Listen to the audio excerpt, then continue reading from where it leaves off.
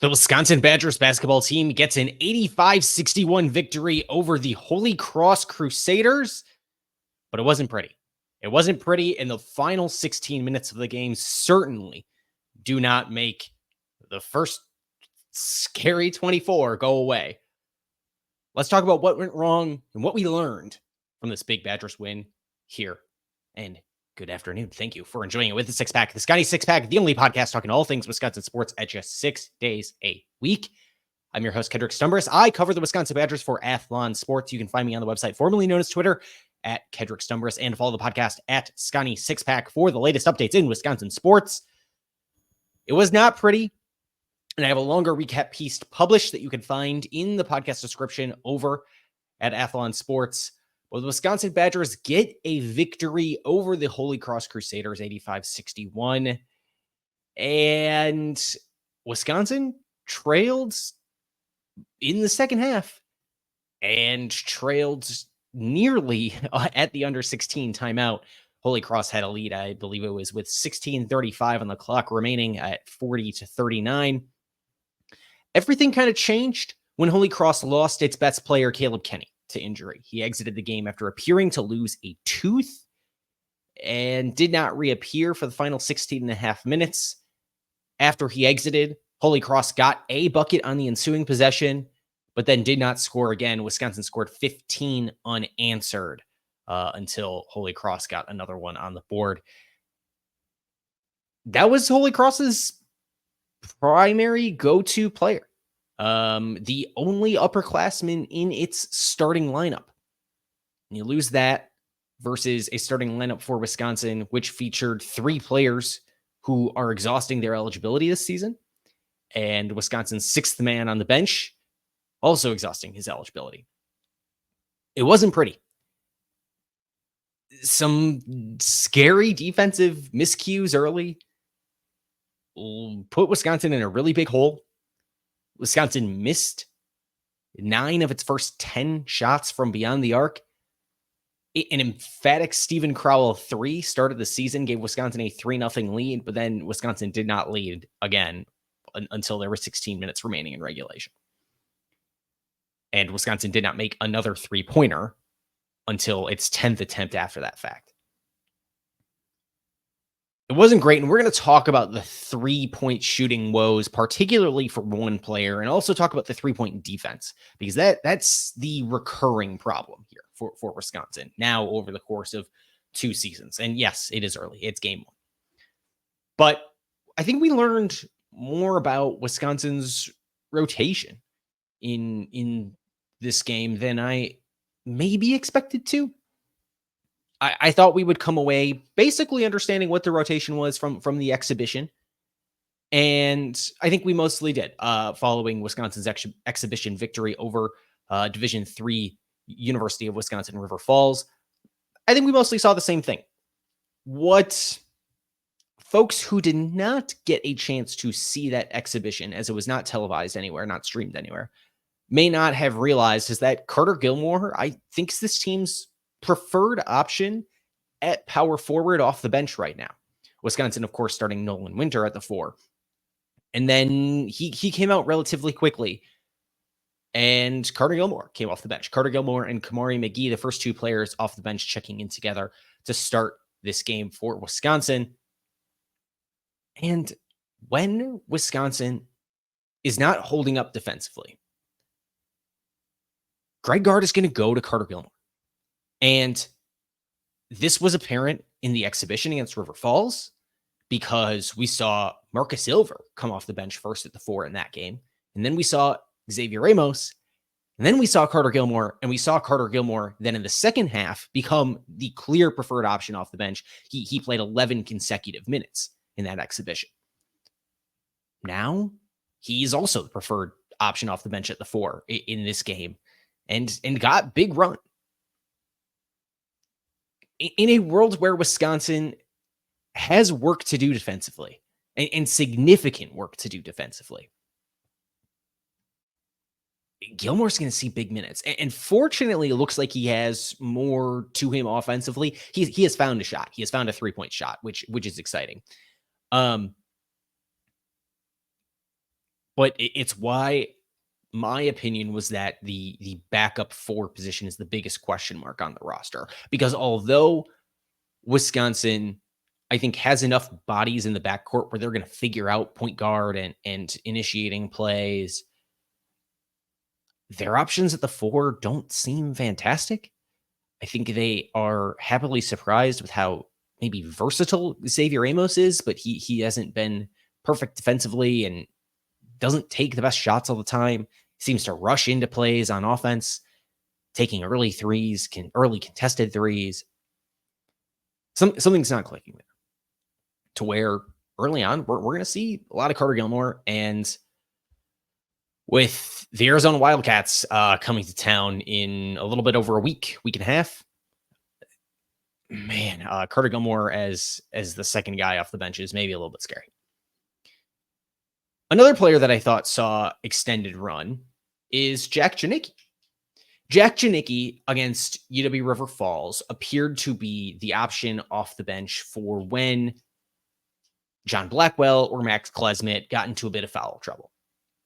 But we saw Janicki come in without that foul trouble in this game and played well. He had 6 minutes in the second half in particular that I thought looked really good, and he had 2 assists during those 6 minutes. He looked pretty good. He's got work to do on the defensive end, but that was not where his talent lied coming into this program as a freshman a season ago. And despite that, he is bringing some real intensity on that end of the court. It's something that I think Badgers fans should be encouraged by, that there is real depth there. Now, does Janicki find himself out of the rotation as the season goes along? Maybe, as Wisconsin shortens its bench a little bit, but he's clearly earned the trust of Greg Gard early on to have an opportunity to play himself into the rotation against some of these lesser opponents. And I'm sure we'll see that again this upcoming Friday against Montana State. And again, against Appalachian State on Sunday. And Appalachian State lost to Miami of Ohio in its season opener on Monday and didn't look great. And Miami of Ohio is not a great MAC team. So App State might be worse than anticipated. They lost a lot from a team last year that was really good, and yeah, have some work to go.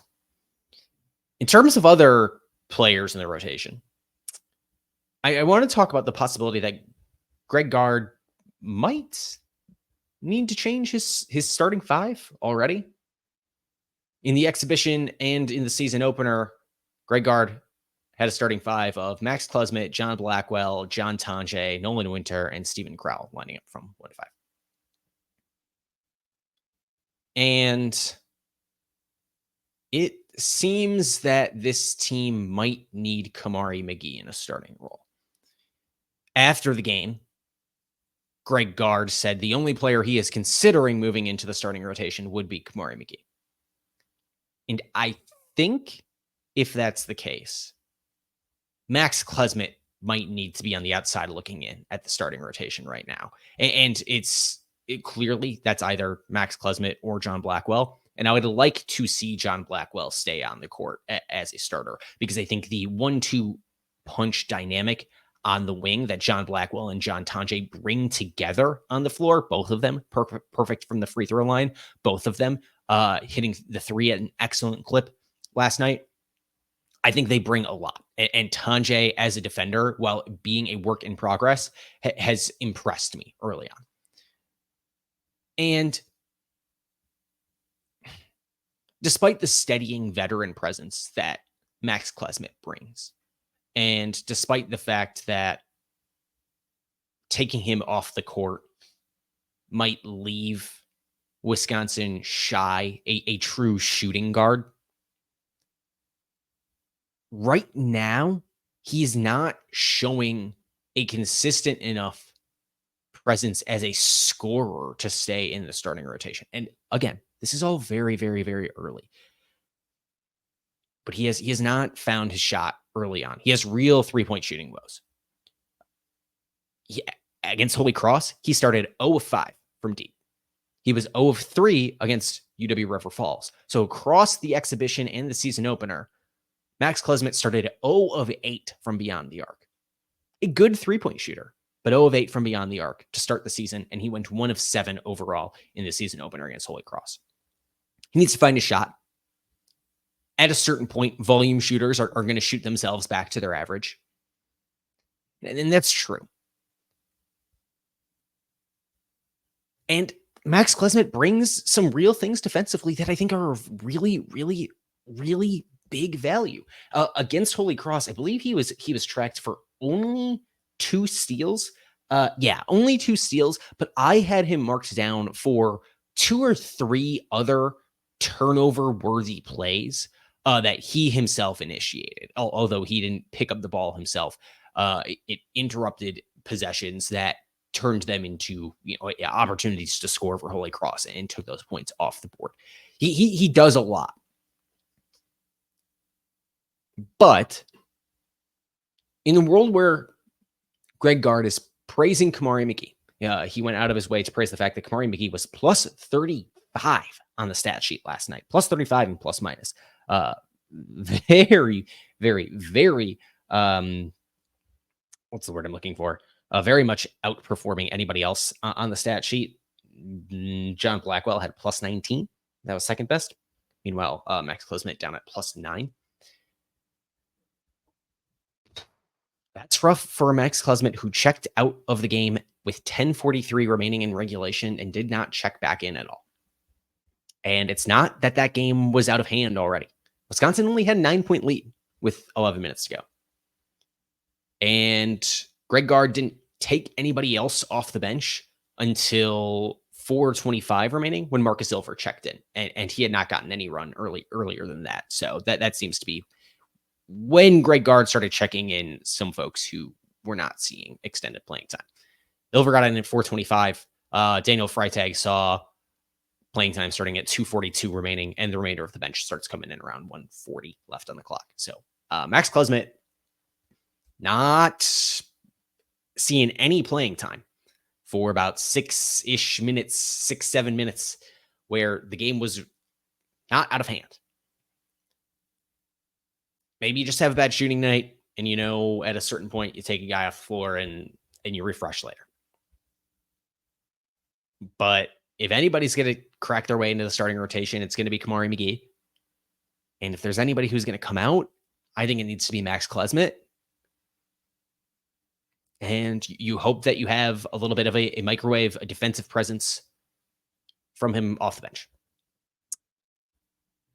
On the opposite side of the court, Wisconsin has some issues with three-point defense. And this goes back to last season when Wisconsin did not defend the three very well. Wisconsin 339th in three-point percentage shooting allowed.